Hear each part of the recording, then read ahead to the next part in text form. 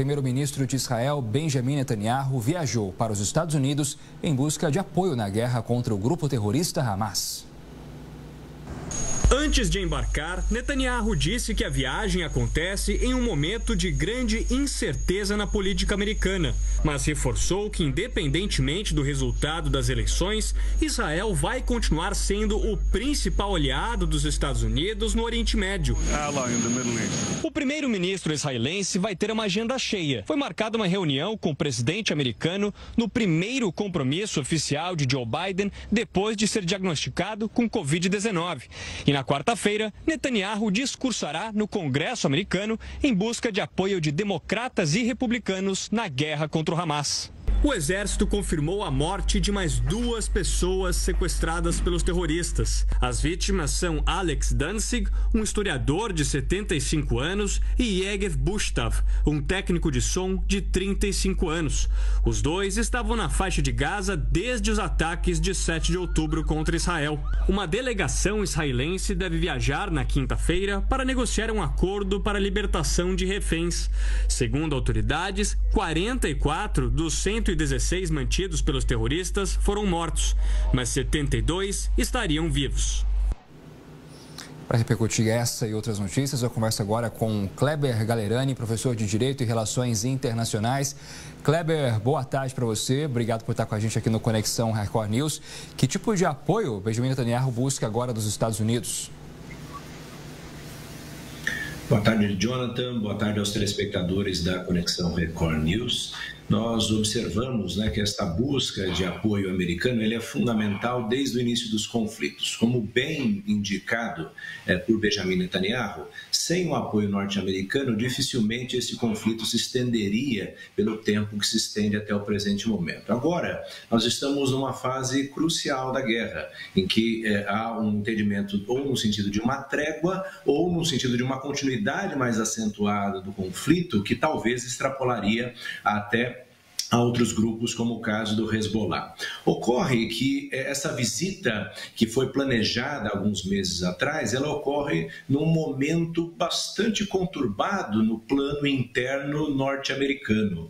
Ou seja, esses eventos que vêm ocorrendo nesses últimos dias nos Estados Unidos da América, como o caso da tentativa de assassinato de Donald Trump, bem como a desistência da corrida presidencial por conta de Joe Biden, fazem com que o olhar americano, seja da opinião pública, seja também da dinâmica política, esteja mais voltada para o plano interno do que para o plano externo. Então, o time, ou seja, o momento em que essa visita é realizada, talvez desmobilize um pouco aquilo que seria o desejo de Netanyahu de conseguir, por exemplo, mais recursos para a continuidade desse conflito. Isso parte por uma unidade política, parte por uma busca, como nós teremos na quarta-feira, esse discurso no Congresso norte-americano, uma busca para, de algum modo, angariar o apoio tanto de democratas quanto de republicanos. Ocorre que muitos analistas, inclusive dentro dos Estados Unidos e também Israel, dizem que esse não é propriamente o momento certo, Jonathan. Muito bem, vamos falar agora sobre as eleições nos Estados Unidos.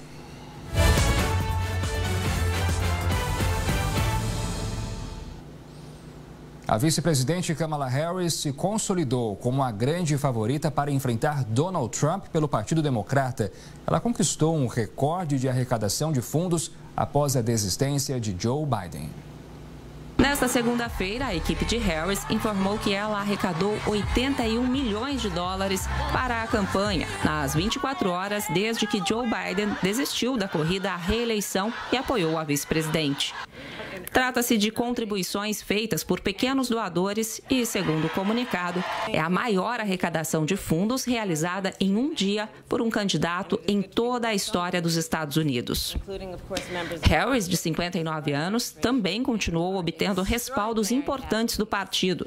Pelo menos 7 governadores já a apoiaram, alguns deles considerados potenciais adversários, como os da Califórnia, Michigan, Illinois e Wisconsin. Também na segunda-feira se uniu a ela uma democrata muito influente, a ex-presidente da Câmara dos Representantes, Nancy Pelosi, que afirmou ter total confiança em Kamala para levar os democratas à vitória nas eleições de 5 de novembro. A vice-presidente não mencionou as eleições no primeiro discurso desde domingo proferido na Casa Branca, enquanto Biden se recupera da Covid-19 fora de Washington. Em vez disso, Harris elogiou a honestidade e integridade de Biden. Os democratas devem eleger oficialmente o candidato na convenção que será realizada em Chicago a partir de 19 de agosto. Mas é possível que antes dessa data, Harris obtenha todo o apoio necessário para a candidatura. Kamala Harris participa daqui a pouco de um evento de campanha em Milwaukee. Esse é o primeiro comício de Harris desde que Joe Biden desistiu de concorrer à reeleição. O estado de Wisconsin deve ser decisivo na escolha de Harris como a indicada do Partido Democrata nas eleições. Segundo o presidente do Partido Democrata do estado, mais de 90% dos delegados estão apoiando a candidatura de Kamala. Para analisar essa candidatura, eu volto a falar com o Kleber Galerani. Professor, Kamala provavelmente será a escolhida do Partido Democrata. Qual é a análise que o senhor faz?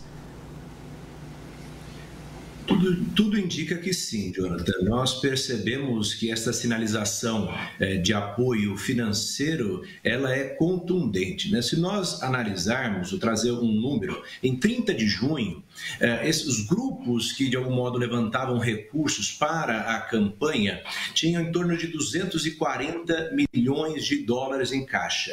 Somente em 24 horas, conforme foi veiculado agora há pouco, nós tivemos uma arrecadação de 81 milhões de dólares. Ou seja, em 24 horas foi arrecadado 1/3 de todo o valor que tinha sido arrecadado até 30 de junho. E isso depois desta desistência por parte de Biden.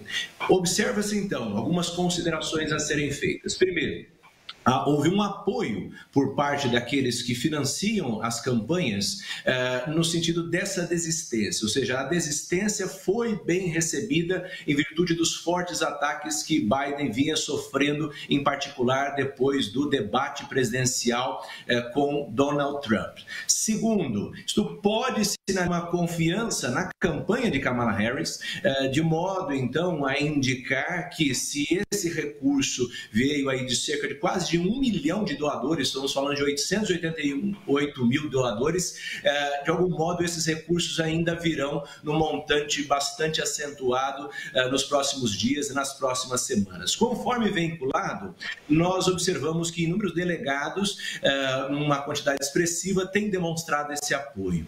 Terceiro, quanto maior a quantidade de recursos ingressar, maior visibilidade para a campanha, e isso ajuda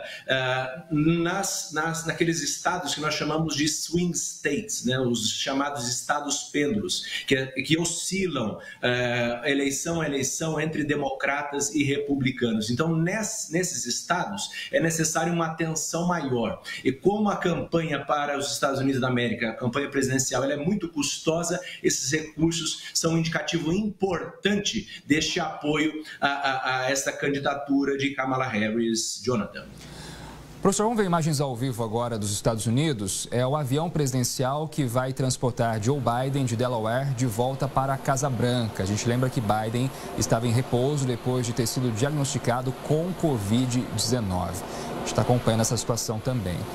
E a diretora do Serviço Secreto dos Estados Unidos renunciou ao cargo. Ontem, no primeiro depoimento ao Congresso americano, Kimberly Schittel afirmou que a tentativa de assassinato do ex-presidente Donald Trump foi a falha operacional mais significativa do Serviço Secreto em décadas. A diretora da agência federal também admitiu que o atirador havia sido classificado como suspeito antes de Trump subir ao palco, mas não como uma ameaça. se limitou a dizer que uma investigação está em andamento e que um relatório completo vai ser entregue em 60 dias. Os congressistas se irritaram com a falta de clareza e de detalhes nas respostas dela. Segundo Kimberly, medidas corretivas devem ser tomadas para que situações como a do atentado nunca mais aconteçam. Ela era pressionada para renunciar ao cargo, mas havia dito que não deixaria o posto. E essa pressão, professor, foi imediata, né? A partir do momento em que Donald Trump quase foi assassinado, todos os holofotes se voltaram para o serviço secreto em relação a essa falha gigantesca na segurança. Perfeito, Jonathan. O Serviço Secreto norte-americano é o responsável pela proteção dos presidentes e dos ex-presidentes norte-americanos. E num contexto político polarizado, como nós vemos observando, há uma maior possibilidade da ocorrência do que nós chamamos de violência política. Os Estados Unidos da América são marcados por episódios de violência política na sua história. Basta considerar que 4 dos 45 presidentes americanos em exercício foram assassinados. Foi o caso de Lincoln, foi o caso de Garfield, foi o caso propriamente de McKinley, foi o caso de John Kennedy. Bem como 2 deles foram feridos em tentativa de assassinato não concretizadas, ou seja, o Ronald Reagan e também Theodore Roosevelt. Então, num país com esse histórico, e com esta missão que o Serviço Secreto tem, é inadmissível a ocorrência propriamente de um episódio como esse, em particular nesta eleição que nós estamos observando e com um grau de tecnologia hoje disponibilizado que nem beira ao grau de tecnologia que se tinha nesses episódios que eu citei agora há pouco. Basta observar também que já tinha sido monitorado essa determinada pessoa para determinado ataque e tinha sido visto propriamente como uma pessoa suspeita.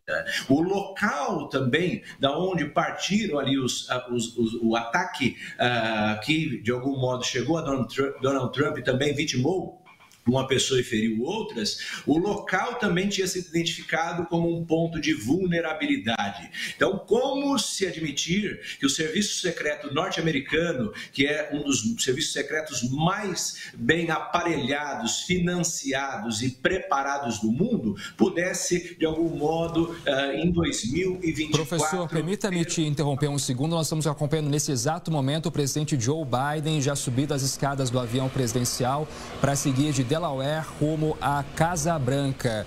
Biden, que foi diagnosticado com Covid-19, estava em repouso nos últimos dias, precisou inclusive pausar a campanha presidencial quando ainda era ele o democrata, o candidato democrata a concorrer contra Donald Trump.